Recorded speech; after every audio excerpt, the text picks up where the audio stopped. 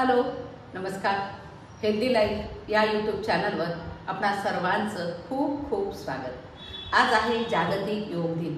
आपणा सर्वांना जागतिक योग दिनाच्या खूप खूप शुभेच्छा. आज आपण योग म्हणजे नेमकं काय आहे, योगाभ्यास कशासाठी करायचा असतो, त्याचे फायदे काय आहेत, आपल्या दैनंदिन जीवनामध्ये योग कसा अंगीकारायचा, ही सगळी माहिती आपण आजच्या भागामध्ये बघणार आहोत. तर तुम्ही या चॅनलवर आलाच आहात तर हा व्हिडिओ पूर्ण पहा आणि माझं चॅनल जरूर सबस्क्राईब करा.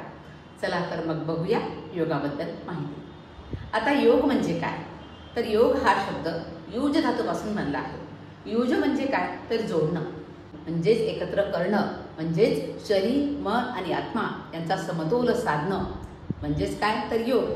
तर योग ही केवळ व्यायाम पद्धती नाही, एक संपूर्ण जीवनशैली आहे जी आपल्याला आरोग्य प्रदान करते, शांती प्रदान करते आणि आत्मज्ञानाकडे घेऊन जाते. आता बघूया योगाचा इतिहास आणि महत्त्व काय आहे. ही योगाची परंपरा हजारो वर्षापासून आहे. पतंजलीच्या योगसूत्रापासून ते भगवद्गीतेतील कर्मयोग, ज्ञानयोग आणि भक्तियोग या विविध प्रकारांनी भारताने जगाला योगाची दिशा दिलेली आहे. आपले माननीय पंतप्रधान नरेंद्रजी मोदी यांच्या पुढाकाराने 2015 पासून 21 जून हा आंतरराष्ट्रीय योग दिन म्हणून साजरा होतो. आता बघूया या योगाचे शारीरिक आणि मानसिक फायदे काय आहेत ते. आपलं शरीर लवचिक बनतं योगाभ्यासामुळे, स्नायूंना बळकटी मिळते, रोगप्रतिकारशक्ती वाढते आणि वजन नियंत्रणात राहतं. सध्या वजन वाढण्याची समस्या खूप वाढते आहे बैठ्या जीवनशैलीमुळे, तर योगाभ्यासामुळे वजनसुद्धा नियंत्रणात राहतं. मानसिक आजारांचा विचार करायचा झाला तर मानसिक स्पष्टता वाढते. योगाभ्यासामुळे लक्ष केंद्रित होतं, विचार स्पष्ट होतात, ताण कमी होतात आणि नैराश्य, ताण, चिंता याचं व्यवस्थापन करण्यासाठी योगाभ्यास निश्चितच आपल्याला मदत करत असतो. आणि या योगाभ्यासामुळे मानसिक एकाग्रता लाभते आणि चांगली झोप मिळते. स्वप्नभरी चांगली झोप येण्यासाठी योगाभ्यास खूप महत्त्वाचा आहे आणि या झोपेची गुणवत्तासुद्धा या योगाभ्यासामुळे सुधारते.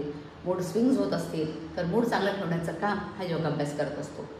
आणि या योगाभ्यासामुळे आनंद आणि मानसिक आरोग्यासाठी योगदान देणारे जे फीलगुड हार्मोन्स आहेत त्यामध्ये वाढ होऊ शकते. योगाभ्यासामुळे आत्मजागरूकता वाढतं आणि आपण शरीर आणि मनाचं ऐकायला लागतो आणि आपल्यामध्ये भावना आणि विचारांची सखोल समज या योगाभ्यासामुळे वाढते. तर असा हा योग नियमित आपण दैनंदिन जीवनामध्ये आचरला पाहिजे. हा दररोज योग करणं का गरजेचं आहे, तर आजच्या या धकाधकीच्या जीवनामध्ये मानसिक शांतता आणि स्थैर्य आपण गमावून बसलो आहोत. ते प्राप्त करण्यासाठी आपल्याला योगाभ्यास रोज केला पाहिजे. त्याशिवाय आपला स्क्रीन टाईम वाढला आहे, त्यामुळे मानदुखी होते आहे, पाठदुखी होते आहे, निद्रानाशाचे विकार जडत आहेत, चिंता, तणाव यासारख्या विकारांना आपण सामोरं जात आहोत. तर या सगळ्यांवर नियंत्रण ठेवण्यासाठी योगाभ्यास आपल्याला खूप मदत करतो. हा योगाभ्यास शालेय विद्यार्थी असो की नोकरदार वर्ग असो, महिला असो पुरुष असो, वयोवृद्धांसाठी सर्वांसाठी हा योग उपयुक्त आहे. मग हा योग दैनंदिन जीवनामध्ये कसा उपयोगात आणायचा बरं, तर तुम्ही दिवसाची सुरुवात तुमच्या प्राणायामाने करा, सूर्यनमस्काराने करा. ऑफिसमध्ये जर तुम्हाला काही ताण आला असेल तुमच्या कामाच्या ठिकाणी तर 5 मिनिट फक्त ध्यान करा आणि झोपण्याआधी काही श्वसनाचे व्यायाम करा. आणि योगाभ्यास शिकून घ्या. यूट्यूबवर करा किंवा काही ॲप्समधून शिका किंवा योगा क्लासद्वारे शिका, योग शिक्षकांकडून ऑनलाईनद्वारे शिका, कुठूनही शिका, पण योगाभ्यास शिका. आणि आपल्यामध्ये नैतिकता जोपासण्यासाठी आपण अष्टांग योगाचा वापर केला पाहिजे, अंगीकारला पाहिजे जीवनामध्ये. तर हे अष्टांग योगामध्ये कोणते अंग येतात बरं, यम, नियम, आसन, प्राणायाम, प्रत्याहार, धारणा, ध्यान आणि समाधी हे अंग येतात. आज फक्त आपण यम आणि नियम याबद्दलच बोलूया. यम म्हणजे समाजामध्ये वावरताना कोणते नियम आपण वापरले पाहिजे. त्यामध्ये सत्य, अहिंसा, अस्तेय, अपरिग्रह आणि ब्रह्मचर्य. तर नियममध्ये काय येतं की समाजात वावरताना तुम्ही स्वतःसाठी काय केलं पाहिजे, म्हणजे शौच, संतोष, तप, स्वाध्याय आणि ईश्वर प्रणिधान. आता हे यम कोणते आहेत 5 ते बघू.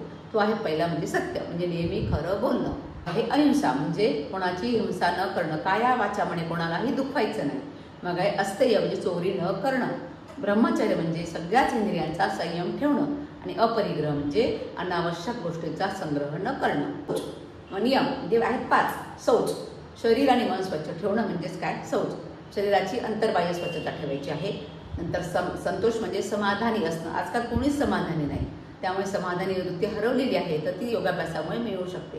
तप म्हणजे कठोर परिश्रम करणं, स्वाध्याय म्हणजे स्वतःचा अभ्यास करणं, आणि ईश्वर प्रणिधान म्हणजे ईश्वरावर श्रद्धा ठेवून जे काय आपण करतो आहोत ते ईश्वरार्पण करणं. इदम न मम असं म्हणणं हे ईश्वराचं सगळं आहे असं म्हणणं म्हणजेच ईश्वर प्रणिधान. मग असा हा योग आपल्या संस्कृतीची देणगी आहे. ती फक्त 21 जूनपुरती मर्यादित न ठेवता रोजच्या जीवनाचा भाग आपण बनवला पाहिजे. म्हणून योग करा, निरोगी राहा, आनंदी जगा. धन्यवाद. माझा हा व्हिडिओ आपल्याला आवडला असेल तर जरूर लाईक करा, शेअर करा आणि कमेंटसुद्धा करा. पुनश्च धन्यवाद.